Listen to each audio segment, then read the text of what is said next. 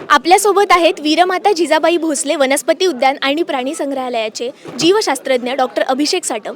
त्यांनी हा प्रयोगाच्या तालमीपासून ते आत्तापर्यंत हा सगळा प्रवास अनुभवला. आपण त्यांच्याकडून जाणून घेऊयात कसा झाला आजचा प्रयोग. माझी माऊली गावाकडं आलेलं बया, माऊलीच्या रूपात आज बिबट्या लोकांपर्यंत पोचला, जनसामान्यांपर्यंत पोचला.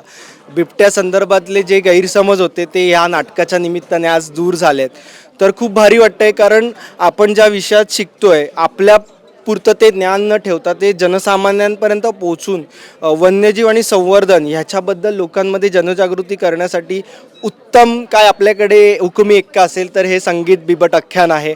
आणि ह्याची प्रचिती आज लोकांनी घेतली आहेत आणि ह्या नाटकाचे जास्तीत जास्त प्रयोग व्हावेत. बिबट्यांसंदर्भात जास्तीत जास्त लोकांना ह्या नाटकाच्या माध्यमातून कळावं हीच सर्वांना सदिच्छा व्यक्त करतो. आणि ह्याचे नक्की तुम्ही हे संगीत बिबट आख्यान नक्की एकदा तरी बघा.